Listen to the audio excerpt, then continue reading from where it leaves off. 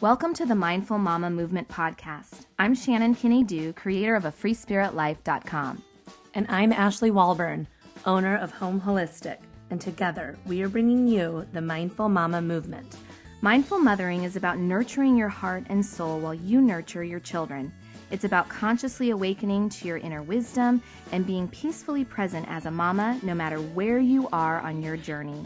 From discovering your newborn to loving and accepting the wonderful people who've left your nest. Our movement is empowering mamas to be authentic and to live inspired lives. We're so happy you're here. To be free, to feel free, to be Hey everyone, it's Shannon. And Ashley. And we are here to welcome you to episode 30 of the Mindful Mama Movement podcast. We can't believe it. 30. That's awesome. It's awesome. 30 episodes. So what we wanted to do today, since this is the last episode of our first season, is just take a moment to reflect on where we started and what we've learned about our podcasting journey and let you know where we're going to go next. Yeah. Okay. So I'm going to set the stage. So if you close your eyes, just kidding, you can, but not if you're driving. That Shannon and I started, most of you know that this was just like, we knew that we wanted to do something collaborative. And Shannon came up with the idea to do a podcast. So she sent me like some stuff I needed to order, and she ordered some stuff like microphones. And but we started doing our recordings mostly at Home Holistic and sometimes on Shannon's screened in porch. And we're not sure why, but we were always sitting on the floor for the first probably like 8 episodes. Well, I think, being yoga teachers, I think we forget how to sit on a chair. We were comfortable like spreading out and sitting like on a bolster or a yoga mat. But when you're doing that for a long period of time. Yeah, sometimes we would sit for like over an hour and we've got the computer and one mic in front of us. So we're hunched over with really terrible, not yoga-like posture. But my legs were normally around her. Like Shannon's kind of sitting like crisscross applesauce. And my like right leg's around her back. And then we would get leg cramps halfway through. But we're in the middle of a podcast and we're talking and we'd carefully have to maneuvering this one leg that just fell asleep so I can pull it over under the wire to shake it out.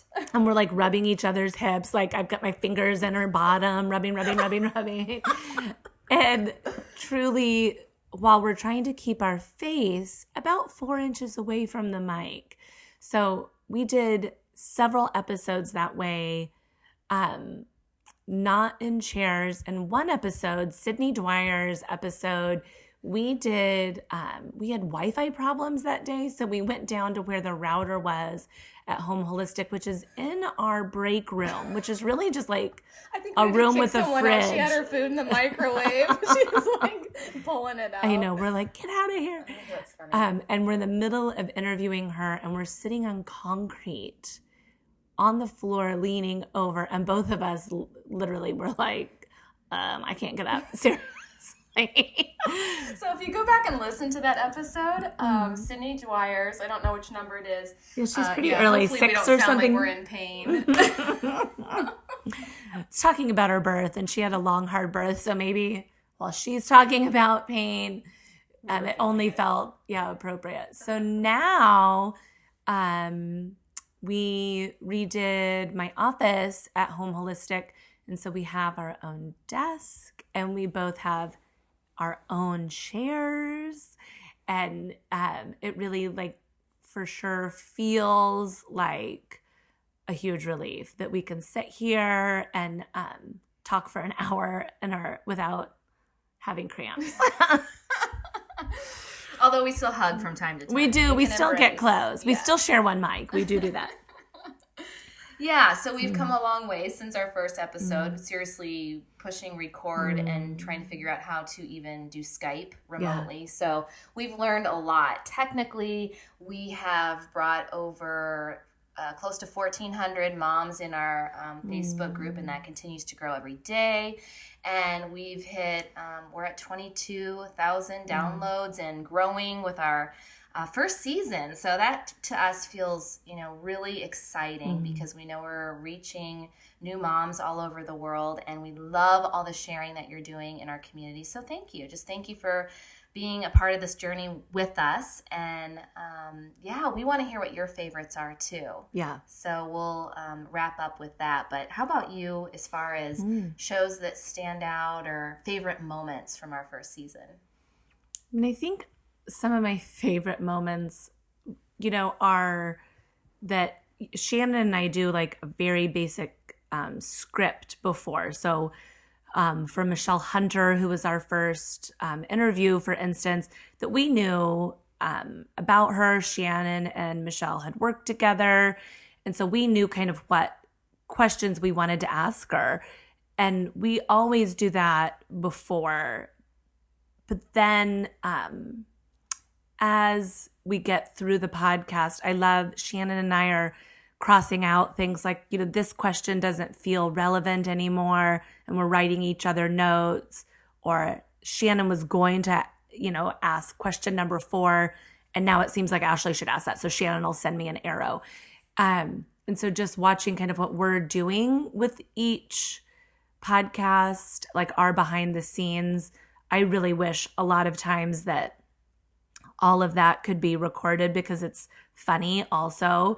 We're doing our best. And a lot of times Shannon's 3-year-old is coming in and saying like, I pooped or I need to poop.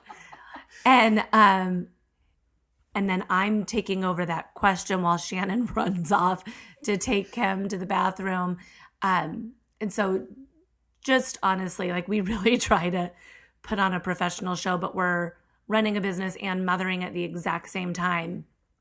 We had like an air conditioning guy come walking in, like barging in one time. So I love those memories of just her and I's experience. But I would say Katrina Kennison, really, that whole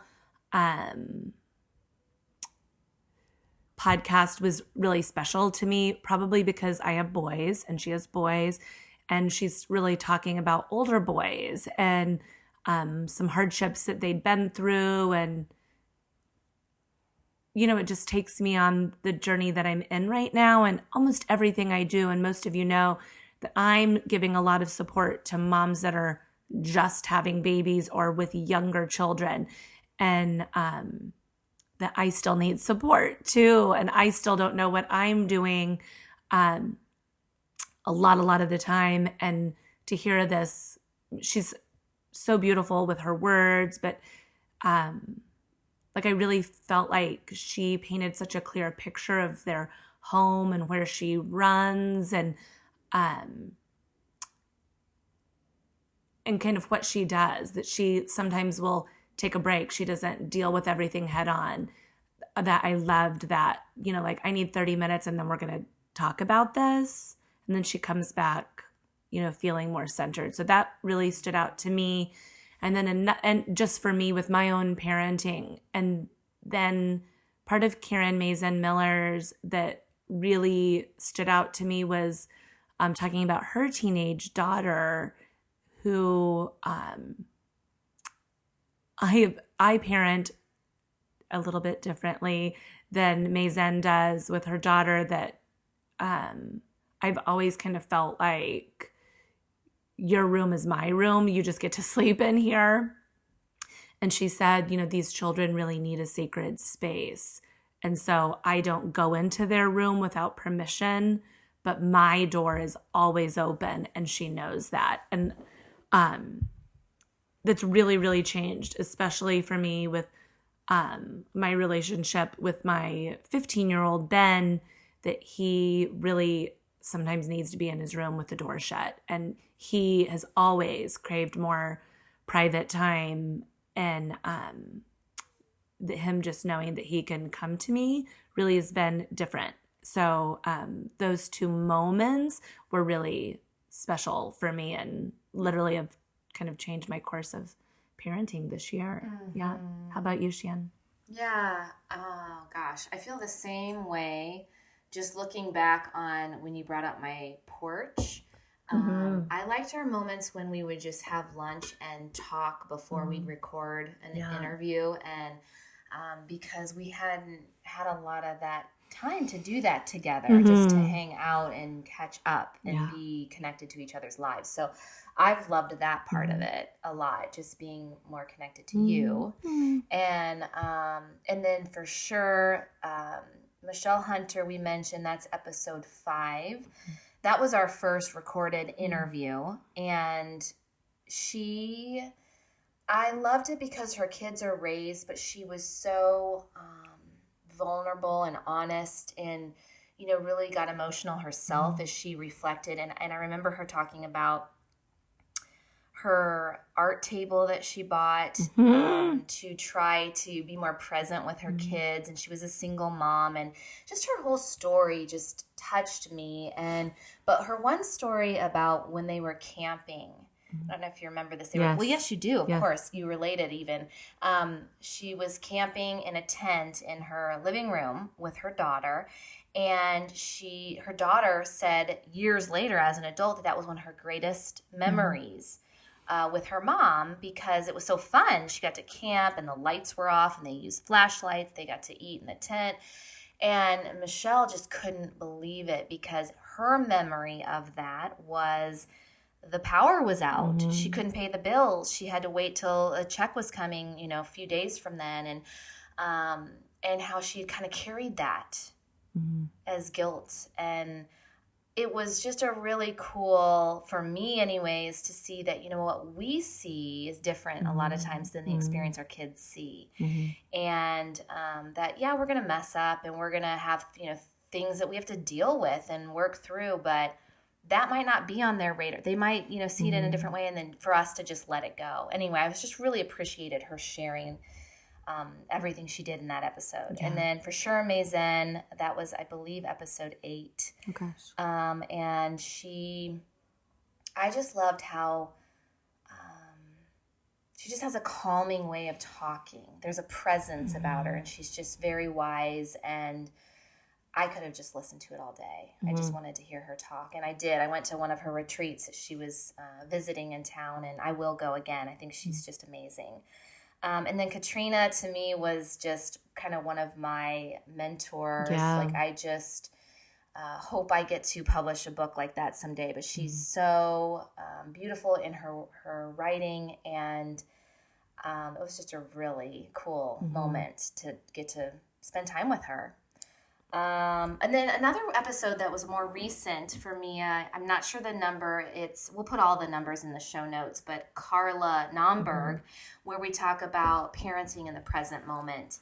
I just liked the way she spoke. She was funny and simple, and yet very powerful in her phrasing. I don't know, something about that show really stands out for me. One thing she said, though, that she was really inspired by is when she puts the effort to go out, like to the zoo with her family, and she packs the lunch and she looks around and she sees all the other parents doing that. She said that really inspires her. And I've thought of that since then. When I'm out, sometimes we get stuck in our own world, like, oh, why'd I choose to do this? Or you're like, this is miserable, and they're all complaining and they don't like the lunch I packed and whatever. But it's more about the effort and the connection to all the other parents going through exactly the same thing. And something about her saying that makes me feel kind of like part of the team when I'm out now, and I see parents struggling with their stroller, or, dealing with a kid who's not listening. It's running off. Yeah. Just like we're all in this together. I thought that was kind of a cool thing. Perspective. I thought so too. Yep. Right. And then the last few shows where we were celebrating Mother's Day, each of us took a show to share our birth stories. And it's been really fun to hear all the comments. It sounds like a lot of listeners really enjoyed those 2 episodes in particular. So thank you for sharing your comments. That was kind of a little bit scary for us. I think we felt a little nervous just kind of sharing our personal story, doing the show solo, but it was really fun, and it felt really good. fun. Yeah. Yeah, we were alone, and it's normally Shannon and I, and we're normally interviewing someone. And so it's a little bit more planned where the Mother's Day episodes were off the cuff and it was, each of us alone. So it kind of felt isolating and ridiculous. Like when you were a kid or when I was a kid and I would climb up on my sink in my bathroom and I pretended I was a reporter and I would look into the mirror and just talk and talk and talk and talk. That's kind of what it felt like. Like, oh, I'm just talking by myself. So I had to restart mine like 7 times. Like I just got fumbled. And then once I started going, it was fine. But yeah. Yeah, it was really fun though. So what else? What else stands out or I feel like what stands out for me also is just that we've settled in to a different experience than what we really thought it was going to be. And that, just like kind of everything that's a great thing, that the Mindful Mama movement has a life of its own. And that we often, or for me in different parts of my career, that I think, I'm opening Home Holistic for me, or I'm starting this whatever for me. And then I realize it is not for me at all, that it really is for and about all of you who are listening. And so, and everybody's experience of each show is so different that we'll get feedback that is so vastly different about one show because you're in different stages of mothering and how it's affecting you or helping you or guiding you right now. So, so we feel grateful for that. And I would say another thing that really sticks out to me is everyone that we have asked has said yes. And, we've had, as you guys know, some, really, New York Times bestselling authors. I mean, that we've really just decided from the beginning to be brave and to ask who we want and not start small. And everybody that we've asked has been like, yes, we would love to do that. That's really important stuff you're doing. So everybody that has been interviewed, every single one of you, like you're equally so important to us. And you've been so valuable to the building of this community. Mm-hmm. I've loved every single episode. Yeah. Every single guest we've had. And I think the other thing that we've learned is that podcasting, as much fun as it is a lot of work. It's a lot of coordinating and getting everyone, where they need to be. And it's been a lot of work, but I will say that anytime I feel maybe a little overwhelmed by getting the show out, that's when I hear a comment. And we just had it this week where someone shared that she listens to the show. It's her lifeline right now. She said it actually is saving my life. I'm like, wow, that is so powerful. But that right there, it like gives me that fuel. I'm like, I can't wait to do another one. Like it just makes me happy that we're able to do this. Yeah. Me too. It's kind of like childbirth, honestly, that you can't imagine how hard and long labor can be. And whoever named it labor probably had been through it. Like they'd worked. And the podcast is the same thing, that the gift is the finished product, but the creating of the finished product really is significant. It is. And, I think as we reflect on why we even chose to call this the Mindful Mama movement, for us right now, I think it's always just checking in with what's going on in your life in this moment and adapting and adjusting as you need to and accepting that that's where you are and reaching out for the support that you need, getting what you need to reset, whether it's to just go sleep it off, whatever it is. But for us, being mindful right now as we wrap up this first season, I think both of us are looking at our own family life. We have kids getting out of school. Oh my gosh. Prepping for summer. And so we really have to, evaluate what's best for us right now. We are going to take a short break over the summer. We don't know how long that's going to be, and I think that's okay. I'm sure you have an episode previously that you haven't yet listened to, or we've been re-listening to our shows. We will be on Facebook, so definitely stay connected with us on our Mindful Mama Movement group.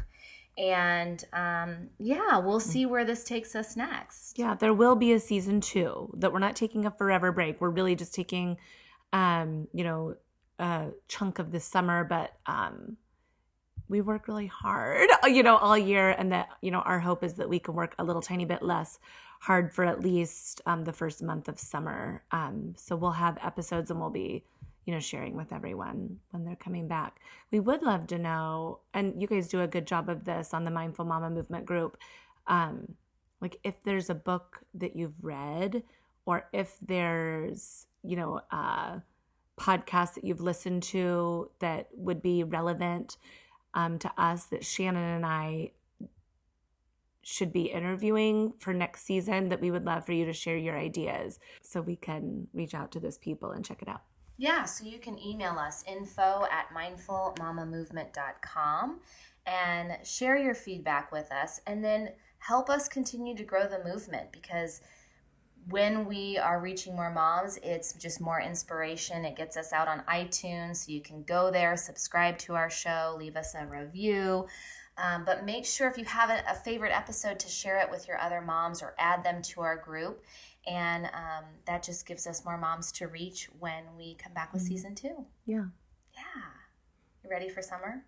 I'm ready for summer. My youngest is almost 13. So I have 13, 14, 15-year-old, and my oldest just moved back out as, proud mom. You guys have heard me say it 15 times, started law school this week.